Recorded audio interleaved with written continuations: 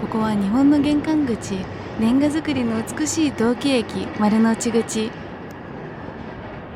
今日向かう先は 670km 離れた新青森駅です。その距離はだいたいフランスのパリからドイツのミュンヘンまでの距離に相当し、日本は縦に非常に長いことを改めて実感できますね。それを3時間かけて快適に新幹線で走り抜けます。冬景色で人を魅了する東北ですが、今回は緑あふれる初夏にも見どころがたくさんあることを証明します。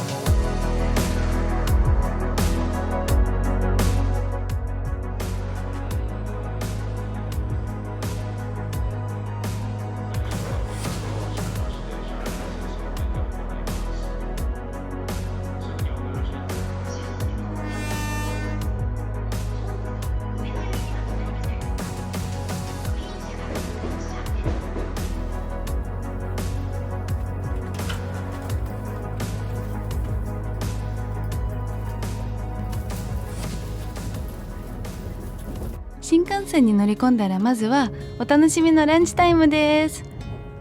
このお弁当は普通じゃなくて、紐を引っ張るとあったかくなるのです。基本的にお弁当って冷たいのでどうしてもご飯も硬くなっちゃうんですけど、あったかいお弁当を食べられるのって贅沢ですよね。ちなみにこれは仙台名物の牛タン。今回の旅には関係ないんですけど、共通の東北だし最近ハマっているっていうことで買ってみました。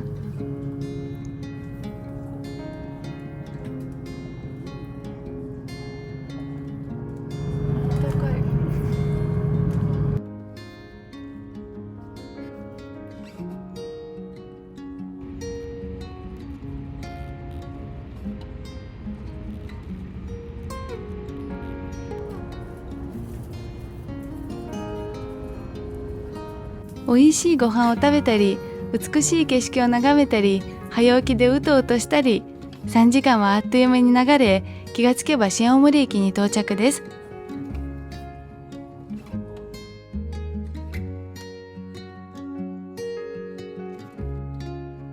ありがとう。お世話になりました。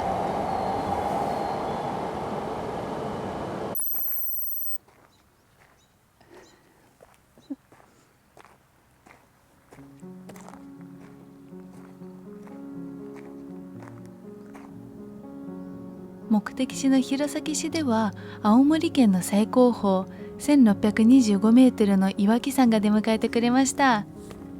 弘前の町を背景に佇む青みがかった高い山、見事な山景です。この山頂に少し雲がかかってるところもすごく綺麗に見える。私は今善人街の入り口付近に到着したところです。善人街には先ほど言ったように33個のお寺が立ち並んでいて、でもともとこのお寺はお城によくあった裏鬼門、南西の方向から不吉なものが入るって信じられていたので、それを抑えるためによくお寺が建てられていたんですけれども、この善人街はちょうどその裏鬼門にあたる場所なんです。早速見に行きましょう。すごく楽しみですね。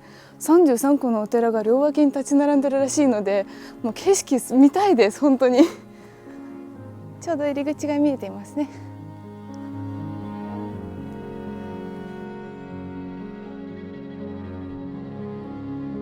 弘前市に到着して現存天守を誇る弘前城の南に位置する寺町善人街にやってきました。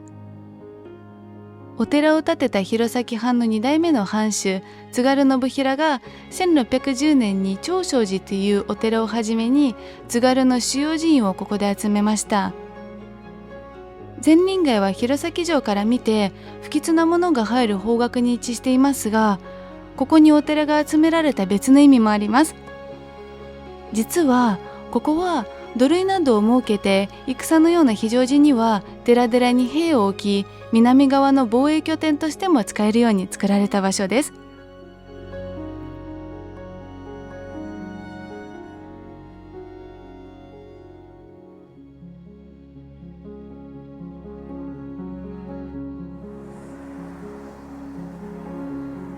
目の保養ってまさにこういう景色のことを言うんだね。杉の並木道の両脇にそば立つ33の寺院は何とも神秘的ですね。600メートルの道をたどると突き当たりには、弘前の栄華を築いた津軽一族のお寺、長勝寺がひっそりと立っています。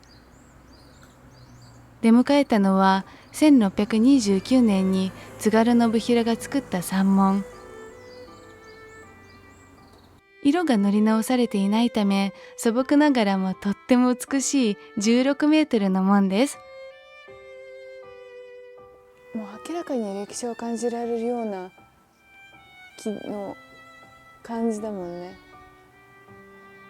でも400年以上も残ってるって本当にすごいね。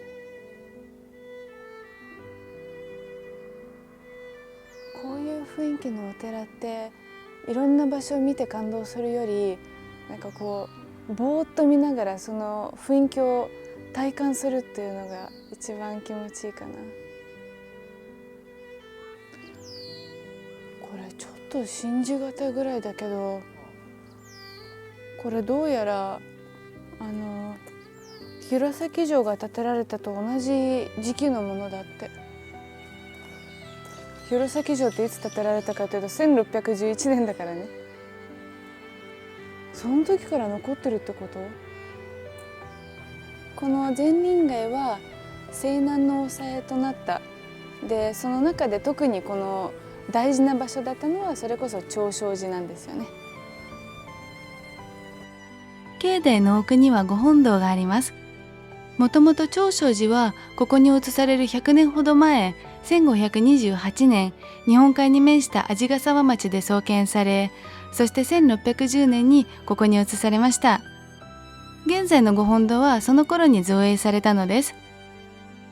三門、ご本堂はともに日光東照宮と並び称される江戸時代初期の大事な建造物なので、弘前に来た際、ぜひ手を合わせてみてください。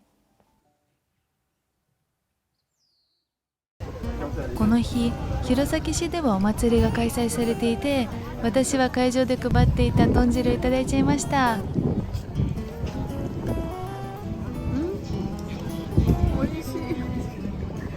また、たった100円でお抹茶をいただけるという看板を見かけて、迷わずにお願いしました。さすがですね。作ってくださる方たちが優しくて、綺麗な立て方まで教えてもらいました。お抹茶は泡が大事ですが、きめ細かい泡を作るのがすっごく難しいですよね。そんなに早く動かない。そうそう、真ん中を軽く押さえて、そしてやればクリーミー。ありがとうございます。なんでこんなに綺麗にできるんだ。特に手首のこの素早い動き、私にはまだ難しいです。やっぱり慣れですよね。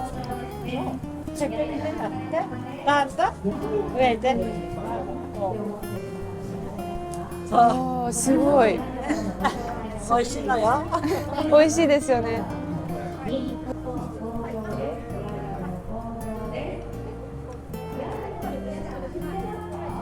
美味しい。味がすごい均一的で美味しい。なんか渋すぎず甘すぎずちょうど美味しい抹茶の味。しかも泡がすごい細かいから味が柔らかくなる。美味しいお抹茶をいただけた上に立て方も教えていただき、そして地元の方との交流ができて、心に一番残るひとときでした。弘前の皆さん、ありがとうございました。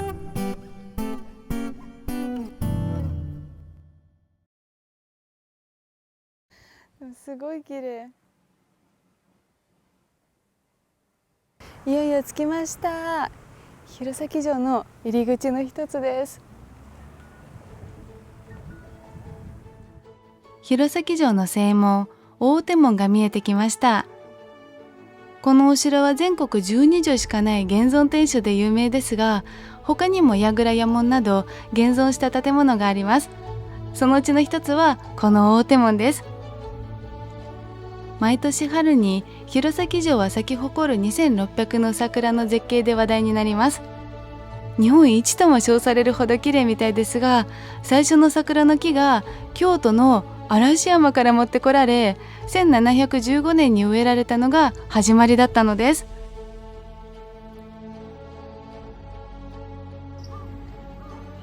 そろそろこんなかっこいい天守閣が見えてきますね。あれ？ない。実は天守閣自体はここにあります。じゃじゃーん。こちらは東北唯一の現存天守です。なんだか櫓みたいで天守らしくないですね。弘前城は1603年に津軽統一を成し遂げた津軽為信によって計画されましたが、なかなか築城許可が下りず、二代藩主信平が1610年から築城を開始しました。完成当時の天守は姫路城に並ぶほど立派なものだったと言われますが、運悪く1627年に20年も経たないうちに落雷で焼失。その代用となった現在の天守が櫓の改修を名目として1811年に建てられたのです。そして現在弘前城天守の修理が行われていて、石垣と天守が切り離されています。このなかなか見られないお城の姿を令和7年まで見られるので、これを見るためだけでも一度は来るべきだと思います。天守台のないお城って珍しいですね。それはそれですごく貴重なシーンだと思います。天守台ないと、なんでしょうね、なんか人のお家みたいな感じがしますね。普通天守閣ってすごく威厳があってかっこよく見えますが、今の弘前城の天守閣って天守台がないのですごく可愛く見えますね。また初代の5層の天守自体が消失しましたが、もともとそれが本丸の南西の隅に位置し、その跡地では現在も天守台を見ることができます。上からは美しい景色を眺められるのでおすすめです。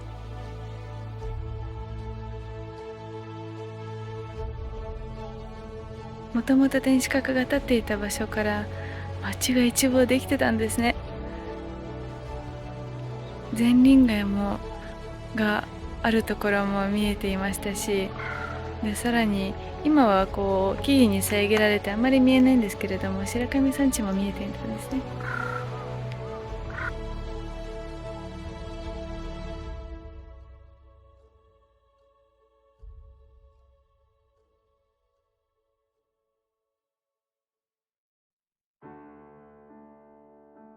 弘前はリンゴの生産量1位ですし、アップルパイが名物なので、美味しいアップルパイを食べにちょっと寄り道。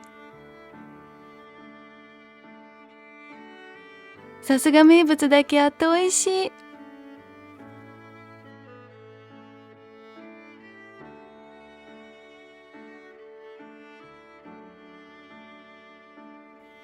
最後に北門から抜けて、江戸時代の武家屋敷街、中町を回ります。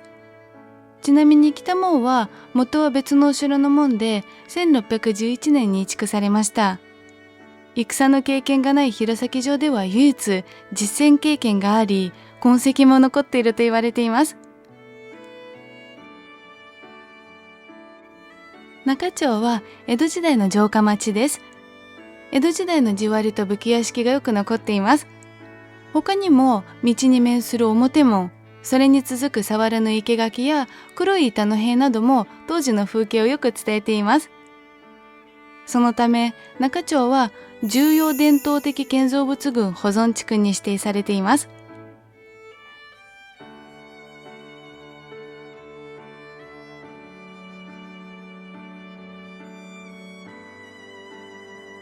まるで江戸時代に旅したかのような一日でとっても楽しかったです。